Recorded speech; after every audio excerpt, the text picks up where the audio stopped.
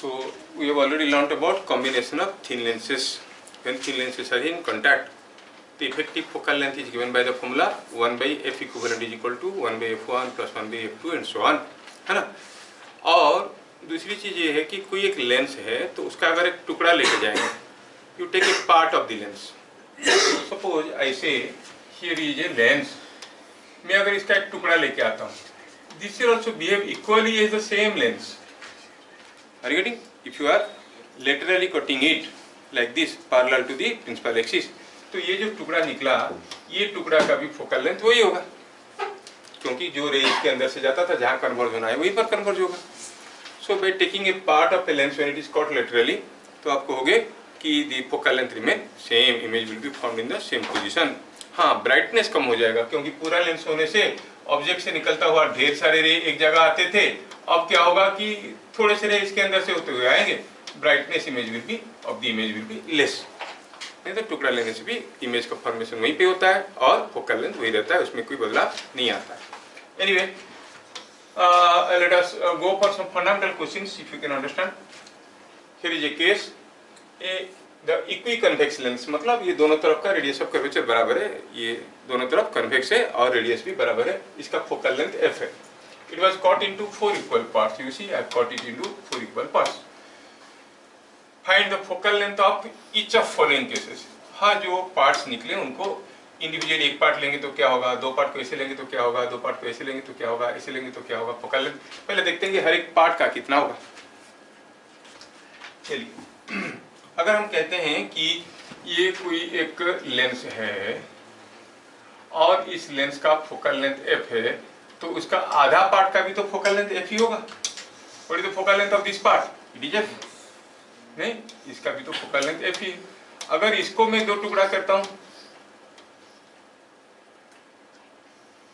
ऐसे दो टुकड़ा कर दिया, तो मान लो कि इनका फोकल लेंथ f डैश है, लेकिन दोनों कांटेक्ट में है.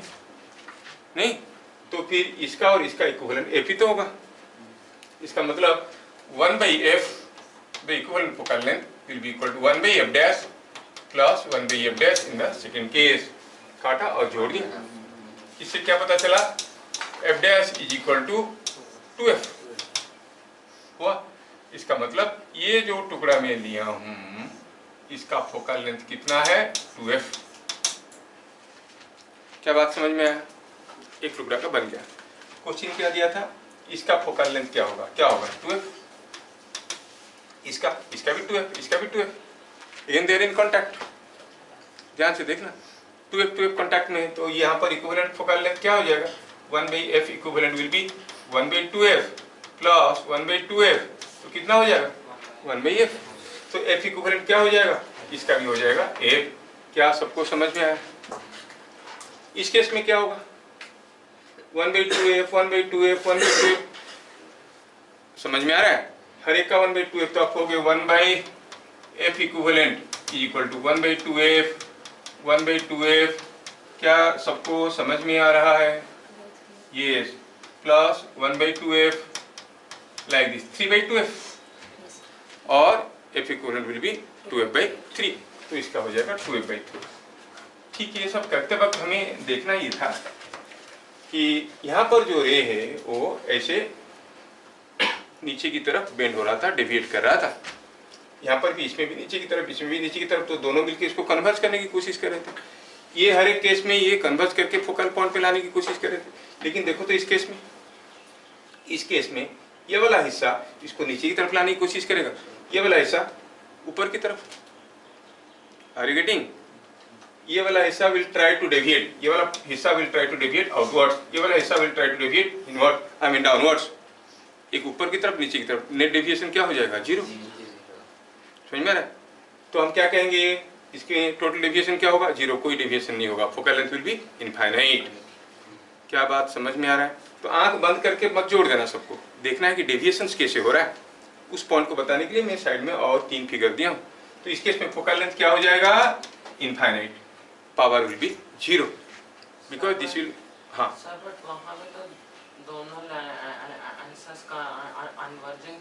दोनों कन्वर्जिंग है.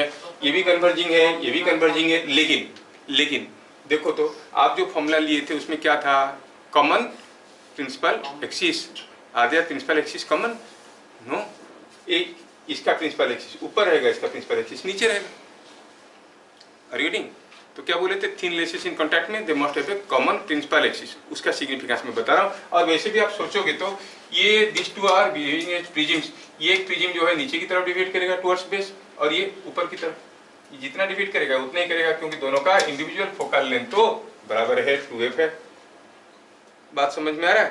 तो obviously total overall focal length क्या हो जाएगा इसका, इनफाइनाइट।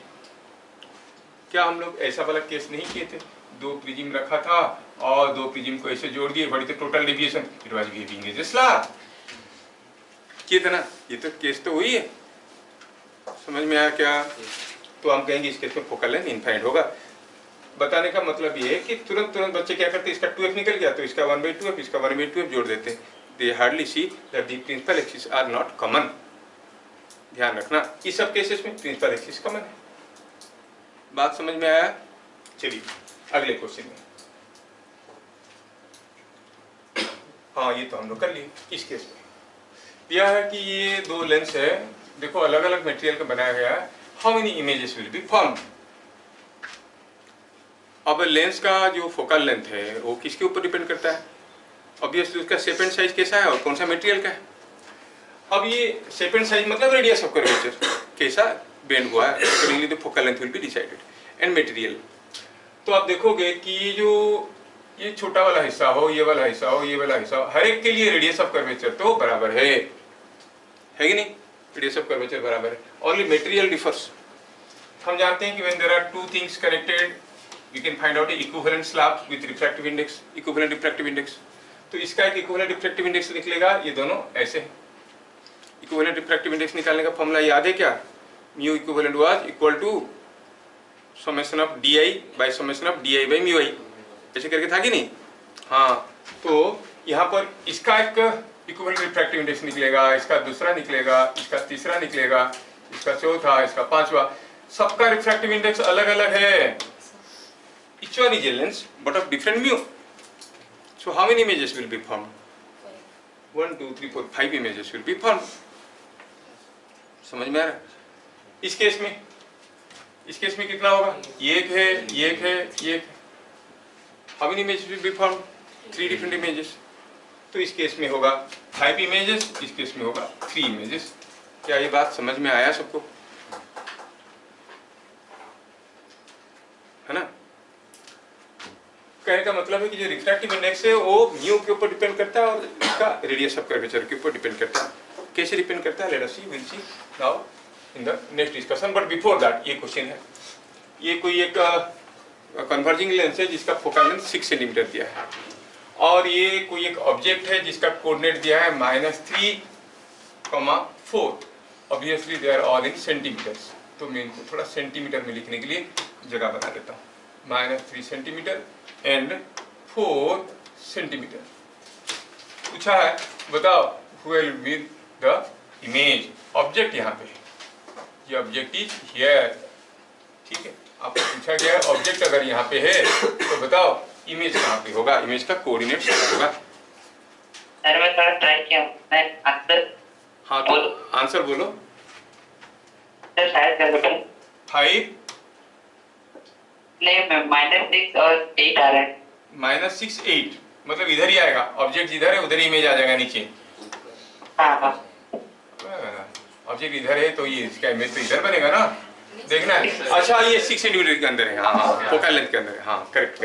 चलिए तो पहले इसकी ऐसे करते हैं। वेरी गुड, क्या आंसर आया बेटा तेरा? -6, 8 ऐसे आया।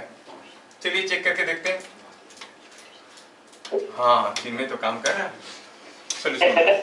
हाँ चलो देखते हैं, लेट अस ट्राई। तो यहाँ पर हम कहेंगे कि चलो ये ऑब्जेक्ट का इमेज देखना है।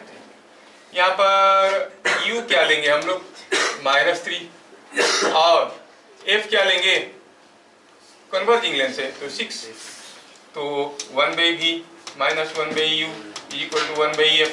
यहाँ से पता चला v = कितना है? -6 आया। चलो v का वैल्यू आया -6 सेंटीमीटर। Very good. अच्छा ये हाइट अगर h1 है, तो हम जानते हैं कि H1 by H2 is equal to, H2 क्या है, और height of the object by height of the image, ऐसे कहो, height of the object, height of the image by height of the object is equal to V by U, है ना। अब height of the object क्या दिया गया है, height of the object दिया गया है 4 सेंटीमीटर, तो हाइट ऑफ द इमेज क्या निकलेगा, इज इक्वल टू V निकला है -6, और ये मैग्निफिकेशन का फॉर्मूला है कि नहीं, और U का वैल्यू था -3, तो is it coming to yes, तो हाइट ऑफ द इमेज क्या हो जाएगा, अरे चिन्मय तो बढ़िया क्या है, +8 आया नहीं, बहुत बढ़िया है। तो आप कहोगे इमेज कहाँ पे है, इमेज इज एट -6,8 सेंटीमीटर। हाँ, दिल खुश कर दिया चिन्मय, दिखा नहीं सकते तेरे को लेकिन खुश हो गया। चलिए आज हम लोग देखेंगे refraction at single curve surface, इसलिए वो सारे क्वेश्चन में प्रैक्टिस के लिए दूंगा, आप लोग ट्राई कर लेना, बहुत सारा क्वेश्चन लिखा हूँ, तुरंत कर दोगे, अभी कर लोगे, लेकिन same question after a month you will not be able to do, क्योंकि भूल जाओगे। तो प्रैक्टिस करना जरूरी है, आपको जो बुक रिकमेंड किया गया है उससे करो, ठीक है, दैट विल हेल्प यू। अभी जो आप पढ़े हो, जितना सारा चीज़ सिखाए हैं, सारे को उसमें से प्रैक्टिस करके स्पीड लाओ, और अगर you think question are appearing easy then take 35-40 question एक घंटे में, 1 घंटे में 40 क्वेश्चन करके देखो, तो देखोगे कि आपका वो खांस रहा है, तेरे को जुकाम हो जाएगा, सर के बैठो इधर, क्या हुआ, बीमारी है, कफ हुआ है, तो don't donate it to others. तो नहीं, अभी बहुत सारे ये हो रहा है, तो बी केयरफुल अबाउट। तो मैं ये कह रहा था कि नॉलेज इज नॉट इनफ, मैं भी बहुत कुछ जानता हूँ, लेकिन 1 साल अगर बैठ जाऊँगा, अगले साल मेरे को याद नहीं आएगा, ठीक है, तो इसलिए उसको प्रैक्टिस करके याद रखना जरूरी है तुम लोगों के लिए। और दूसरा है कि स्पीड, हम लोग काफ़ी हाई लेवल में पढ़ रहे हैं, एंड पीपल आर गुड, दोस्तों मैं पढ़ा रहा हूँ, तो किसी को अगर खराब मार्क आ रहा है तो डरो मत, questions are very tough, you verified with anyone who is preparing for JEE, जितना क्वेश्चन किए देखे देखो, those who are no anyone at NIT कर पढ़ रहे हैं, तो बड़े भाई बहन लोग कुछ तो उनको देखे देखो, question standard is not low, people are doing fairly well. डर इस चीज़ का है कि आप भूल जाओगे, तो उसको क्या करना है, everyone is doing fairly well, कोई एक नहीं है जिसको मैं कहूँ कि इसको छोड़ के, ऐसा नहीं है, everyone is doing fairly well. 70-75 मतलब किसी को 72, किसी को 66 ऐसे आ गया था, that's not a bad mark. Out of 300 in JEE main आपको कितना रखने से एनआईटी में घुसने को मिलता है मालूम है, if you get 120, 130, ठीक है, तो उसमें आराम से आप 98-99 परसेंटाइल ले आओगे। हाँ, अगर 99.9 लाना है तो हो सकता है कि you have to go close to 200, ठीक है, otherwise this marks are too good, fairly good. तो उसको प्रैक्टिस करके याद रखना, अभी आगे चल के आप 2 साल बाद दोगे, कोई 3 साल बाद देगा, तो उसको प्रैक्टिस करके याद रखना, स्पीड रखना, और एरर फ्री तो करते हो तुम लोग का, एरर्स नहीं रहता है कैलकुलेशन में, सॉरी तो नहीं करते हो तुम लोग, मैं देखा हूँ, बहुत अच्छी बात है। So you have maintained a good quality, how to consolidate and preserve it, वो इम्पोर्टेंट है, और 2 साल के बाद जिंदगी तो पूरा रंगीन हो जाएगा, because then whatever you want you will get, ठीक है। और अच्छी कलीबर है तो engineering and medical, choosing this 2 options, engineering and medical is a moderate level choice, go for other higher level administrative choices, IAS के लिए, IPS के लिए, CES के लिए, है ना, तो उसमें बहुत अच्छा आपको सोशल रेस्पेक्ट भी मिलता है, और पैसा तो खैर मिल ही जाता है।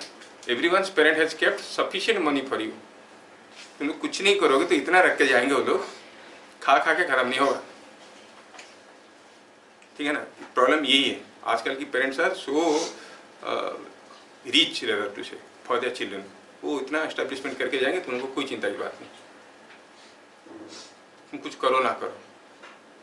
आई एम ऑल्सो पेरेंट, है ना, टू माई चिल्ड्रन, तो उसमें कोई बात नहीं, हर कोई पेरेंट, तो आपको खुद से करना है, अब रिस्पेक्ट लेना है, सोसाइटी में तुमको प्यार मिलना चाहिए, मोहब्बत मिलना चाहिए, और आपके पास कुछ क्रिएटिविटी, इनोवेटिव आइडिया होना चाहिए। तुम लोग नहीं करोगे तो फिर कौन करेगा, ठीक है।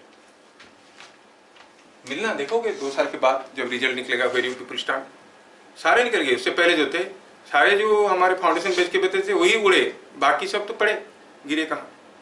हर साल जब जेईई मेन का रिजल्ट निकलता फाउंडेशन वाले बच्चे, हो सकता है राउरकेला में नहीं थे, कुछ लोग तो कोटा चले गए थे, कोई इधर उधर चले गया था, वही उड़े।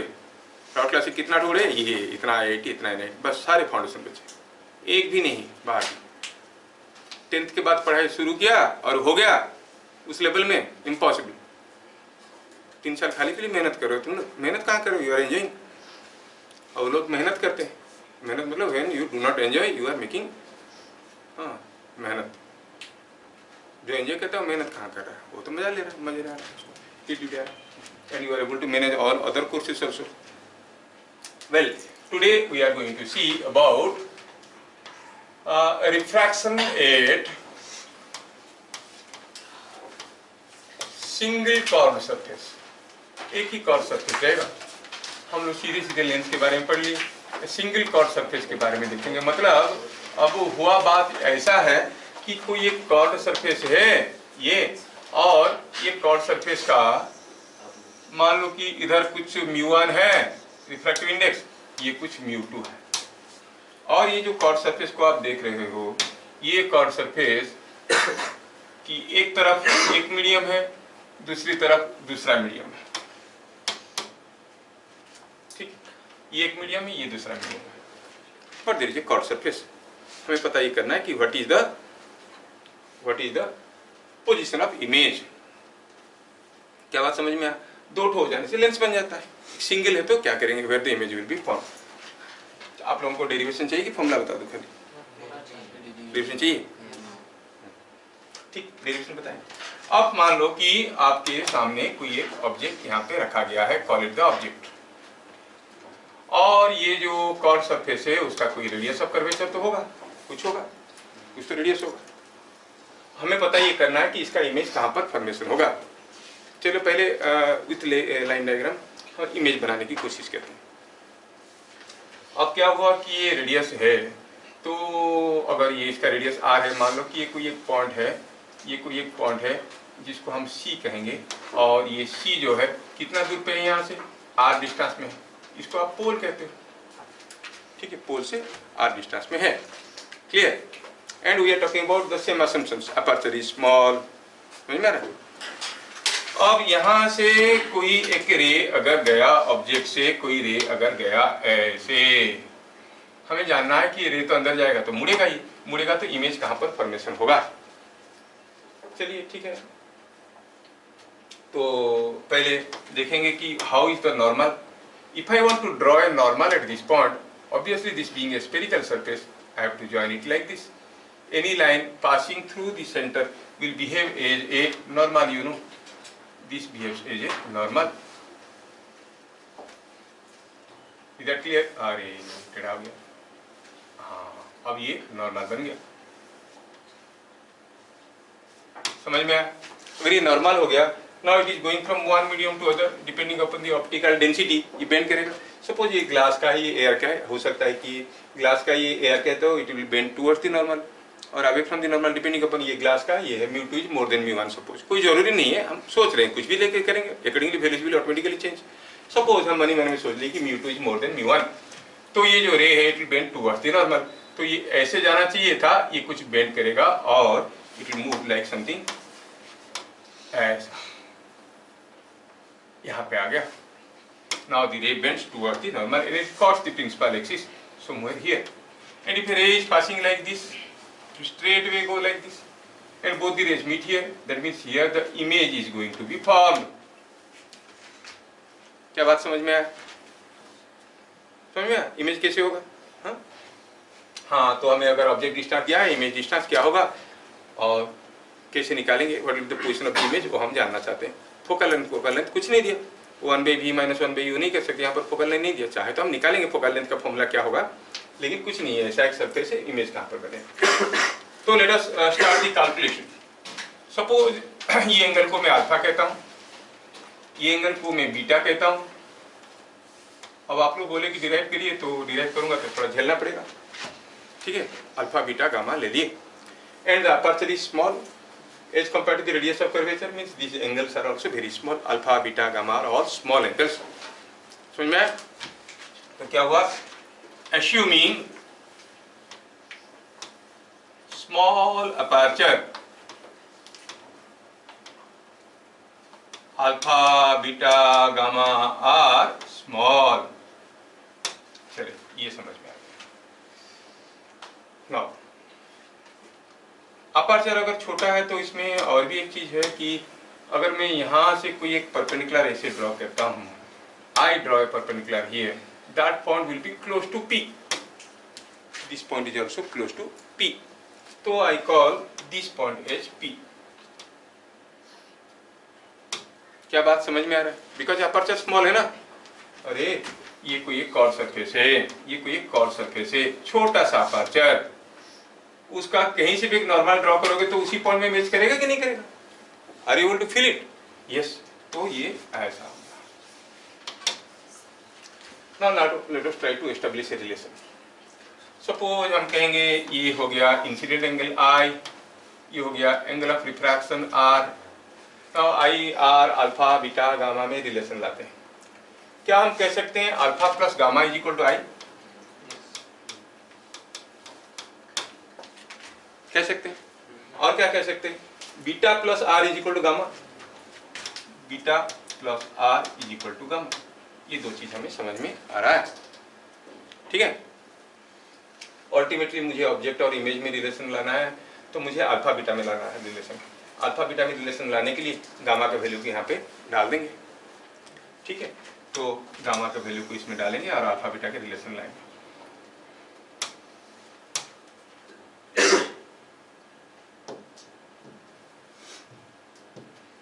Now I want to establish the relation. I say alpha plus beta plus R is equal to I.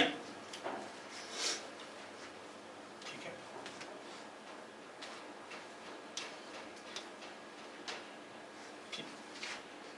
दूसरा चीज ये है कि at the point of refraction, जहां पर हमारा रिफ्रैक्शन हो रहा था, कहां पे? ये वाला पॉइंट पे, यहाँ पे क्या कहोगे आप? μ1 sin I is equal to μ2 sin R। कह सकते हो μ1 sin I is equal to μ2 sin R। तो आप कह सकते हो μ1 sin I is equal to μ2 sin R। और आप जानते हो कि I और R काफी छोटे होने के कारण sin I can be written as I, sin R can be written as R। बढ़िया है। तो आप लोग थोड़ा कैलकुलस भी पढ़ लेना मेरे से, काफी काम में लगेगा। μ1 I is equal to μ2 R। ये रिलेशन आ गया नहीं? और बार बार म्यू लिखना पड़ रहा है। Let us find, let's say define mu is equal to μ2 by μ1। Refractive index of the medium with respect to the surrounding is μ2 by μ1। ऐसे क्या ये डिनोशन आप लोगों को समझ में आ रहा है? रिफ्रैक्टिव इंडेक्स मतलब कहेंगे कि अभी एक दूसरा एयर है, ये वाला ग्लास है, और ग्लास का रिफ्रैक्टिव इंडेक्स क्या है? म्यू। म्यू क्या है? μ2 by μ1। हाँ, तो हम कहेंगे I is equal to mu into R। R को क्या लिख सकते हैं? इसको हम लिख सकते हैं R is equal to gamma minus beta. अब ठीक है, अब I is equal to mu R, तो इसमें क्या आ जाएगा? I, ये देखो इधर I का वैल्यू तो I है, क्या है ये? अल्फा प्लस गामा, और R की जगह क्या लिखेंगे? Mu into gamma minus beta. समझ में आया? समझ में आ रहा है कि नहीं आ रहा है? हाँ वही है, कुछ नया चीज नहीं है। इसमें हम लिख सकते हैं alpha plus mu beta is equal to gamma into mu minus 1, ऐसे लिख सकते हैं। हाँ या ना? मैं गामा को रिप्लेस कर दिया था, आपने आर को रिप्लेस कर दिया। आर का वैल्यू है I इक्वल म्यू आर है, आर की जगह ले लिया gamma minus beta, gamma minus beta डाल दिया। शुभम, समझ में आया यहाँ तक? नहीं सर, यहाँ तक क्या? शुरू से ही तो नहीं आया? तो देखो ये रिलेशन समझ में आया है सबको? ये रिलेशन समझ में आया? यहाँ से पता चला r equal gamma minus beta, replacing अच्छा रिप्लेस करती क्यों लिखेंगे? ऑलरेडी कर चुके हैं। Replaced r is equal to gamma minus beta, और r is equal to gamma minus beta, i is equal to alpha plus gamma. ठीक है, आई की जगह हो गया अल्फा प्लस गामा, आर की जगह गामा माइनस बीटा। सर आप एक ही गलती करें, मैं गलती की है, चलो आप गामा को ऐड करना भूल गए। गामा को 1 नंबर क्यों लिखे? ऐड करना भूल गए। ऐड करना भूल गए यहाँ पे? हाँ कैसे? चेक कीजिए। देखो तो मैं यहाँ पर म्यू गामा म्यू बीटा रहा, म्यू बीटा किधर ले आया? हाँ यहाँ लीजिए। गामा किधर ले आया? म्यू गामा माइनस गामा, तो गामा गया कमन, म्यू माइनस 1।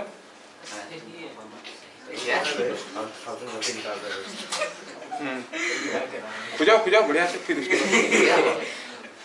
खुजा हम आया समझ में? गलती मेरा मत पकड़ो, मेरा गलती मैं खुद पकड़ लेता हूँ, लोगों को पता नहीं चलेगा क्या। अरे यहाँ समझ में आया कि नहीं आया? आया। तो गामा इज म्यू माइनस 1। चलिए है, ये चीज हमें समझ में आया, इसको लेके आगे चलते हैं। कॉपी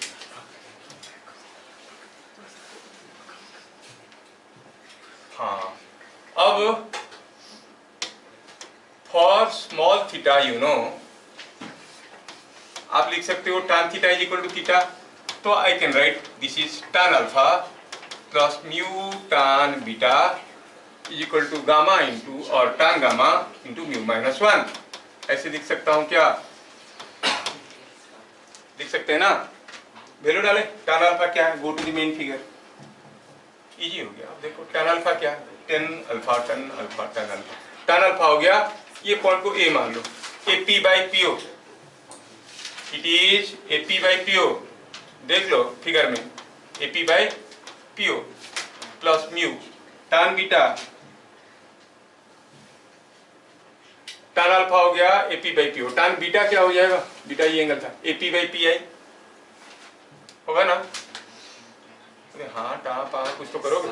हाँ, AP by PI is equal to mu minus 1 tan gamma. tan gamma क्या हुआ देखो तो? tan gamma is AP by PC, AP by PC, ये AP तो गए।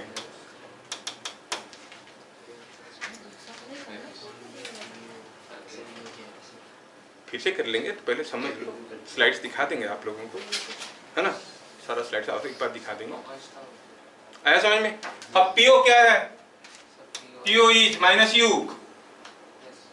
Everything is measured from the pole, plus mu by PI क्या है? Plus V, क्योंकि it is in the direction of incident image, incident ray. Sign convention तो बता चुका हूं मैं, is equal to mu minus 1 by PC क्या है? R। क्या बात समझ में आया? हाँ, ये हो गया फॉर्मूला।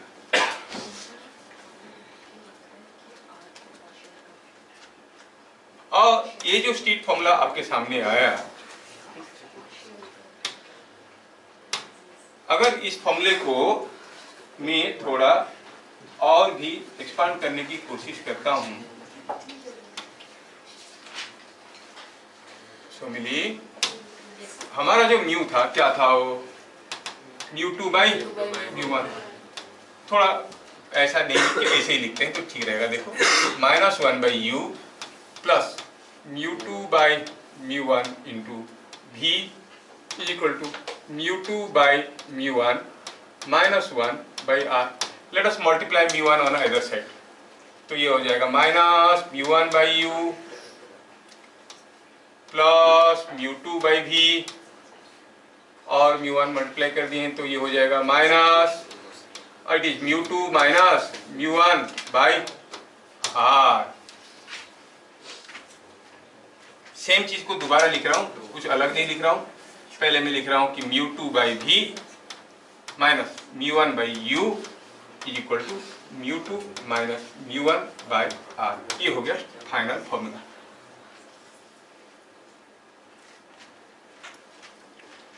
म्यू 1 क्या था? म्यू 1 था ऑब्जेक्ट मीडियम का refractive index, mu 2 image medium का रिफ्रैक्टिव इंडेक्स, और mu 2 R is the radius of curvature, है ना?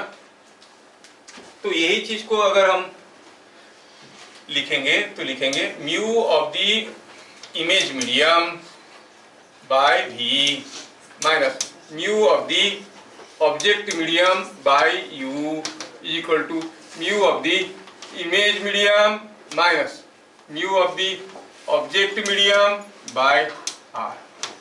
अब ठीक रहेगा आपके लिए, समझ में आया? ये हो गया फाइनल फॉर्मूला जो आपको याद रखना है। क्या ये सारा डेरिवेशन आपको दोबारा देखना है? हाँ देखना है तो क्यों नहीं दिखाएंगे, हम तो इसलिए बैठे हैं यहाँ पर दिखाने के लिए। ओहो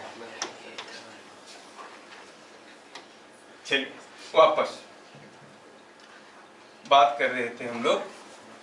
अब ध्यान से देखो, लिखने के लिए आपको पूरा मौका मिल जाएगा, स्लाइड भी शेयर कर देंगे जरूरत पड़ने पर। ऑब्जेक्ट यहाँ पर तो इमेज कहाँ पर होगा, तो पहले हम इमेज का लोकेशन ड्रॉ करते हैं। कहाँ पर होगा? जहाँ पर दो रिफ्रैक्टेड रे मिलेंगे। एक रिफ्रैक्टेड रे जो प्रिंसिपल एक्सिस में गया तो सीधा गया without any deviation eight this point, तो ये सीधा चले जाता है, नॉर्मल इंसिडेंट हुआ है, रिफ्रैक्शन नहीं होगा। जो रे ऐसे गया वो यहाँ पर पहुंचा तो देखेंगे कि नॉर्मल के साथ सपोज आई एंगल कर रहा है, making angle I with the normal. Normal पहले कैसे ड्रॉ करेंगे? Normal to any point of the sphere passes through the centre. ये पीसी सी से जाएगा, क्या उसका डिस्टेंस, बिकॉज दिया है रेडियस इसका आर है, तो पीसी का डिस्टेंस क्या है? ये कौन गया?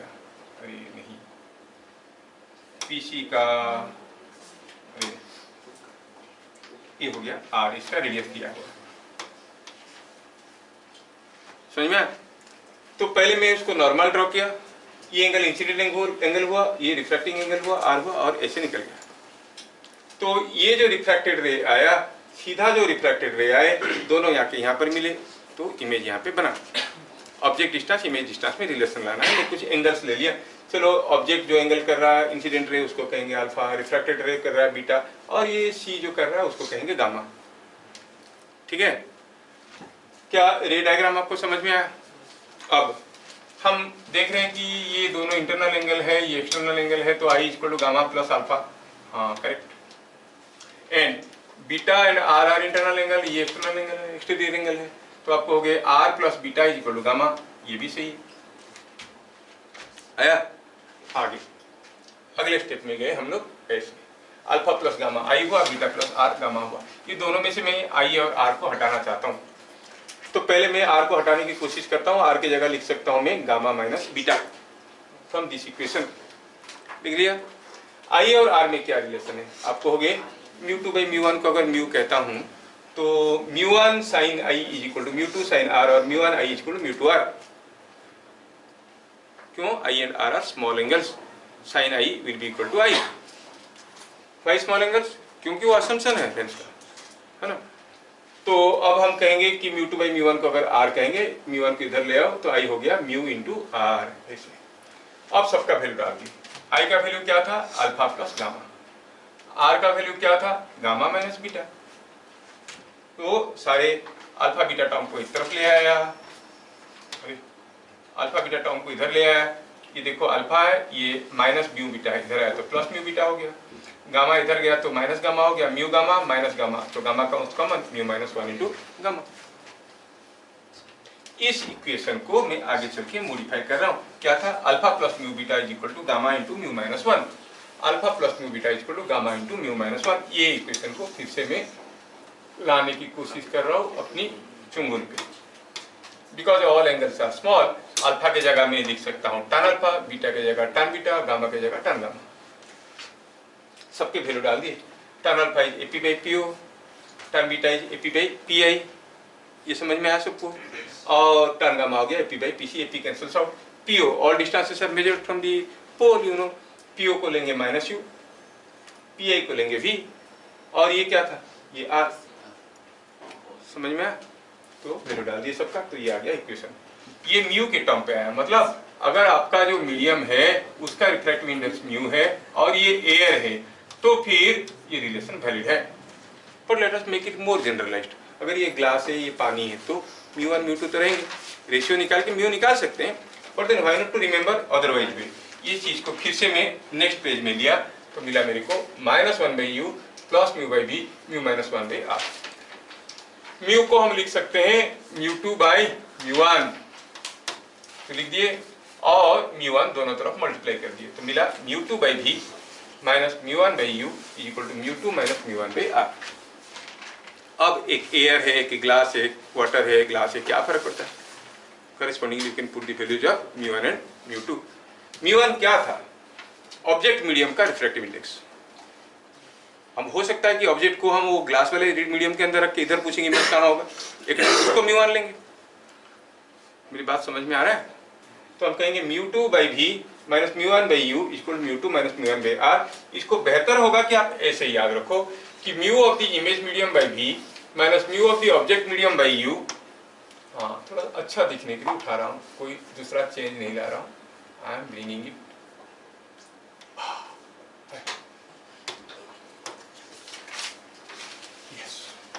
तो mu of the image medium by v minus mu of the object medium by u is equal to mu of the image medium minus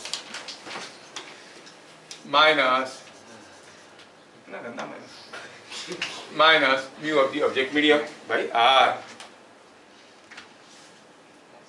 तो आपको एक फॉर्मूला याद रखना है, डेरिवेशन तो याद नहीं रखना है, वो 12th में आएगा अगर बोर्ड में आएगा तो, और कहीं तो जरूरत पड़ेगा नहीं।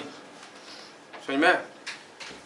जैसे अगर ये फॉर्मूला को हम डायरेक्टली यूज करना चाहेंगे and we want to see a question for it. चलिए सपोज हम कहेंगे कि यहाँ पर कोई एक सरफेस ऐसा है जिसका रेडियस दिया हुआ है 40 सेंटीमीटर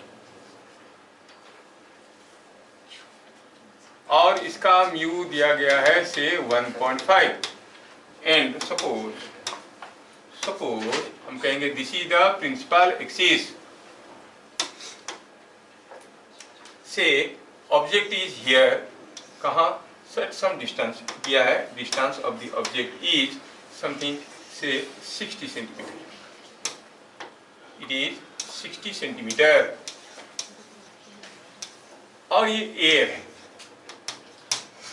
हमें पता करना है व्हाट इज द डिस्टेंस और location of the image, image कहाँ पे होगा पता करना है। तो फाइंड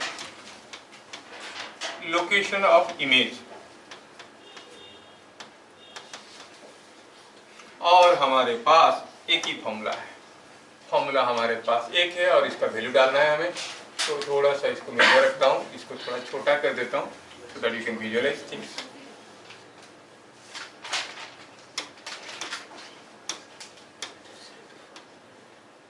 अब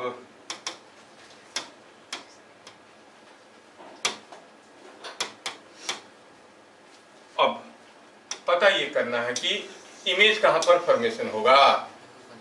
फॉर्मूला हमारे पास क्या है बताओ, 1/v minus 1/u equal to 1/f वाला फॉर्मूला तो आप जानते हो। अब 1/v की जगह क्या लिखेंगे, mu of the image medium by v minus mu of the object medium by u is equal to mu of the image medium minus mu of the object medium by radius of curvature of the surface. Sign convention क्या है, you know all things are measured from the pole and this direction is taken as positive, क्योंकि ये object इधर है, this height is taken positive, height तो दिया नहीं है, पॉइंट ऑब्जेक्ट है ना, नहीं निकाल सकता हाइट। हाँ अगर देंगे तो, अगर कोई हाइट दे देंगे तो उसका फिर मैग्निफिकेशन करके वो निकाल दो, तो मैग्निफिकेशन सेम रहेगा, फॉर्मूला हो जाएगा। ठीक है, वो तो देखेंगे ऑब्जेक्ट कहाँ रहेगा, इमेजिन करेंगे, निकाल लेंगे। अभी पॉइंट ऑब्जेक्ट के लिए हमें ऐसे मिला, तो आप चलो वैल्यूज भरते हैं। क्या बता सकते हो mu of the image medium के लिए मुझे क्या लेना है, 1.5।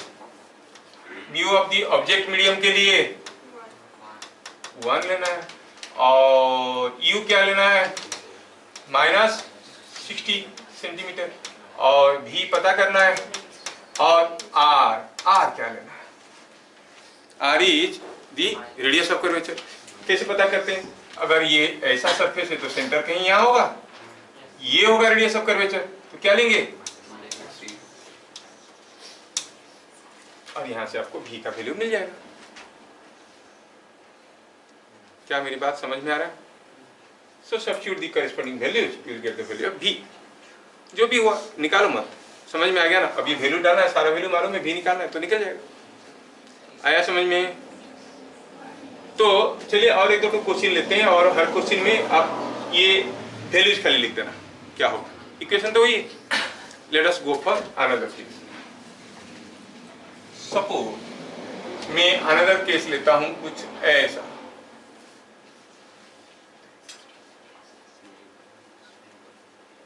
ये क्या है, ये ग्लास है। सपोज हम कहेंगे कि ये ग्लास मीडियम है, ये ग्लास है, म्यू दिया है, सॉरी ये ग्लास मीडियम है और दिया गया है म्यू इज 1.5, ठीक है। और दिया है कि इस मीडियम में हुआ यूं है कि this is the principal axis, और दिया गया है कि यहाँ पर जो ऑब्जेक्ट है वो कुछ यहाँ पर है। ऑब्जेक्ट कितने दूर पे से, समथिंग लाइक 40 सेंटीमीटर, और ये जो सरफेस है वो रेडियस है 30 सेंटीमीटर वाला। You have to find out the location of the image. और यहाँ क्या, हियर इट इज वाटर, क्या लेंगे, म्यू का वैल्यू 1.33 दिया। Find location of the image, क्या आप लोग वैल्यूज यूज कर पाते हो क्या, वो देखना है मुझे। बात समझ में आया ना? तो हम कहेंगे फाइंड लोकेशन ऑफ इमेज। अगला टेस्ट के लिए बढ़िया से तैयारी करना। मैं क्वेश्चन पूरा तगड़ा दिया हूँ, बहुत दिमाग लगाना पड़ेगा, इसलिए 20 क्वेश्चन दिया हूँ, ठीक है। इक्विवेलेंट रेजिस्टेंस और केवीएल है। Find location of image. अच्छा, इसमें फॉर्मूला तो हमारे पास है, क्या फॉर्मूला है, mu of the image medium by V minus mu of the object medium by U is equal to mu of the image medium minus mu of the object medium by radius. चलिए value बताइए। Mu of the image medium क्या है, glass है, water है, तो 1.33। Mu of the object medium क्या है, 1.5। अच्छा, वी यू क्या है, यू इज -40, यू इज -40। भी पता करना है, क्या आप आर बता सकते हो, +30 और -30, क्योंकि ऐसा है, क्योंकि आर ये इसका सेंटर इधर रहेगा। हम ऑब्जेक्ट से जो इंसिडेंट रे जा रहे हैं इस डायरेक्शन को हम पॉजिटिव लेते हैं, तो ये इसका सेंटर इधर रहेगा, तो R will be -30 centimetre. Value डालो, भी निकल गया। अगर सेम क्वेश्चन में मैं ऑब्जेक्ट को यहां रखने की बजाय यहां पे रख देता तो, now same figure I want to repeat everything, no change, जैसे था वैसे था। बस उसको मैं क्या करता हूँ, कॉपी करके दूसरे पेज में देता हूँ और यहाँ पे इसको डालता हूँ ऐसे। अब मैं क्या किया, नो चेंज, खाली ये जो लिखा था इसको भगाया, ये भगाया, चल भाग भाग भाग, चल भाग गए सब, ऑब्जेक्ट भी भाग गया, ये भी भाग गया, सब भाग गए यहाँ से, एवरीथिंग इज थ्रोन आउट। अब मैं क्या किया, I make it little change, object को यहाँ पर ले लिया, कितने दूर पे, कितना दूर पे लिए थे, 40 सेंटीमीटर। अब केस यहाँ पे, तो क्या आप बता सकते हो मुझे u का वैल्यू क्या लेना चाहिए? हाँ, पहले mu of the image medium क्या लेना चाहिए, 1.5, और mu of the object medium is 1.33। u क्या लेना चाहिए, u ऑब्जेक्ट यहाँ पर है, अभी पहले यहाँ पे था, वो गया, अब कहाँ है वो, यहाँ पे, तो क्या कहेंगे, -40। भी पता करना है r, क्योंकि this direction is not to be taken as positive, incident ray, direction of incident ray is taken positive. तो इसका जो कॉर्ड सरफेस है, इसका सेंटर इधर कहीं रहेगा, and this is the radius, so r should be taken +30। क्या बात समझ में आ रहा है, कैसे यूज करना है? इतना ही, सिंगल कॉर्ड सरफेस रहेगा तो कैसे पता करेंगे इमेज कहाँ पे होगा, है ना। सिंगल कर्व सरफेस में रिफ्रैक्शन हुआ, उसको फिर अगर दूसरा सरफेस यहाँ पर होता तो क्या होता, दोनों सरफेस में करवा देते हैं, वो लेंस का बन जाता है, वो डेरिवेशन है, that is what is called lens maker formula. Sir यहाँ पे जो प्रिंसिपल ऑफ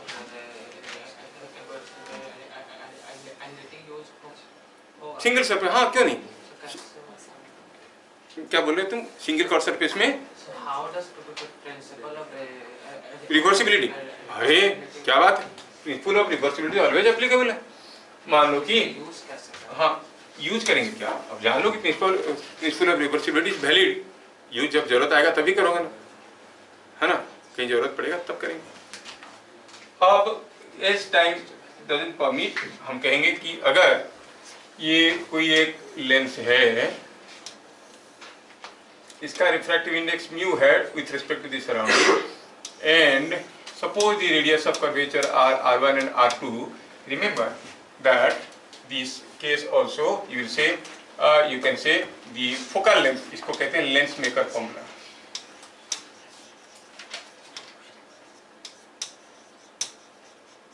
कहने का मतलब है the focal length of a lens depends upon its upon the radius of curvature of the two surfaces and the material refractive index। इसमें जो focal length का फॉर्मूला आता है वो ऐसे आता है 1/f is equal to mu minus 1 whole into 1/r1 minus 1/r2, ऐसा आता है। प्रूव करना चाहेंगे तो प्रूव भी कर सकते हैं, सिंगल सरफेस में कर चुके थे, ये सरफेस में मान लो यहाँ से कोई ऑब्जेक्ट रख लिए, इसके चलते इमेज कहाँ पर बना, उस इमेज को ऑब्जेक्ट मानो, फिर से इमेज निकालो। बात समझ में आ रहा है? You want the proof, 2-3 minutes लगेगा। ठीक, अरे हाँ या ना बोलोगे तो करेंगे। हाँ तो ठीक है, लेंस मेकर फॉर्मूला को प्रूव करने की कोशिश करते हैं। जैसे हम कहेंगे कि हमारे पास कोई एक लेंस है ऐसा, क्योंकि लेंस मेकर फॉर्मूला का जो प्रूफ है ना, उसका मेजर पार्ट आप लोग कर लिए, उसका माइनर पार्ट तेरे का नाम कंप्यूटर ट्यूशन है। हाँ, कंप्यूटर में क्या रखा है तुम लोग, क्या ट्यूशन जाते हो कंप्यूटर में? कंप्यूटर,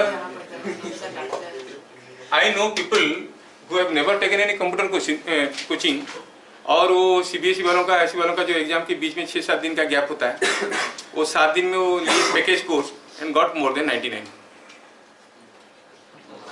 क्लास 5 से कंप्यूटर ट्यूशन जा रहे हैं, कंप्यूटर का स्पेलिंग लिखो, 5 बार लिखो, कर्सिव में लिखो। देखो इसको, अब देखो ये जो दो सरफेस है भाई, ये है मान लो R1, ये R2, इधर देख 10 मिली, ये अगर हम कहेंगे ये पहला सरफेस है, हाँ ये दूसरा सरफेस है, पहला सरफेस है दूसरा सरफेस है। अगर हम कोई ऑब्जेक्ट रखेंगे तो उसके लिए ये सरफेस में रिफ्रैक्शन होने से एक इमेज मिलेगा, that image will behave as the object for the second surface। ठीक है, तो ये इसका म्यू मानो, ये एयर है, ये एयर है, तो आपको समझने के लिए आसान होगा। Let image is formed at v dash after first refraction and this image behaves as object for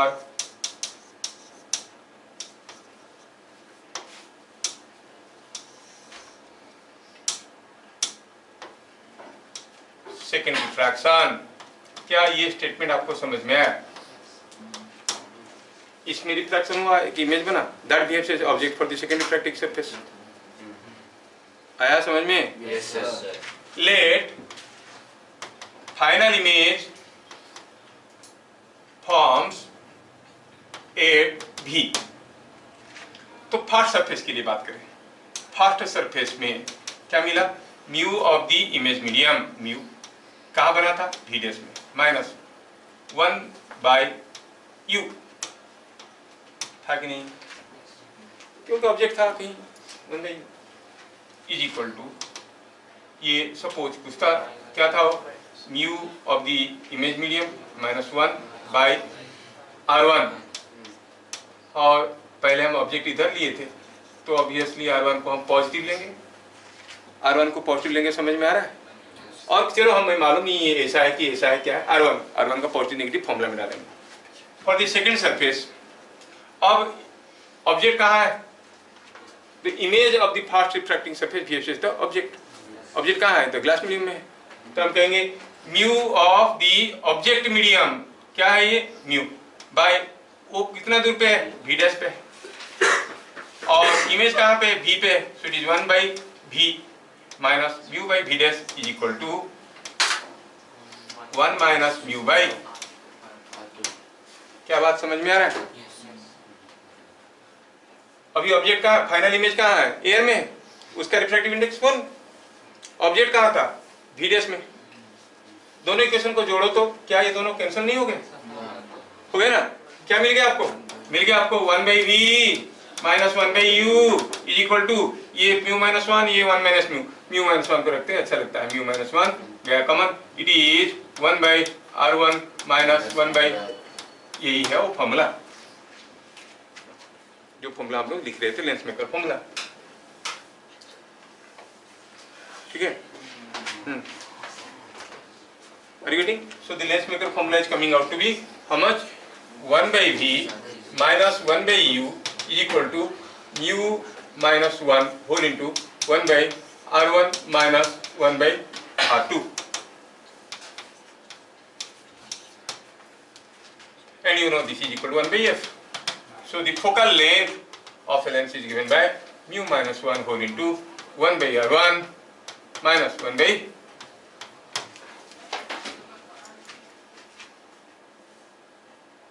हुआ। यूज करना है R1 R2 का वैल्यू कैसे लेंगे। अगर हम कहेंगे कोई प्लानो कन्वेक्स लेंस है तो इसका R क्या हो जाएगा, इनफाइनाइट, और इसका R कुछ रहेगा। ऑब्जेक्ट इधर ले लिए तो R का वैल्यू का आप नेगेटिव लोगे।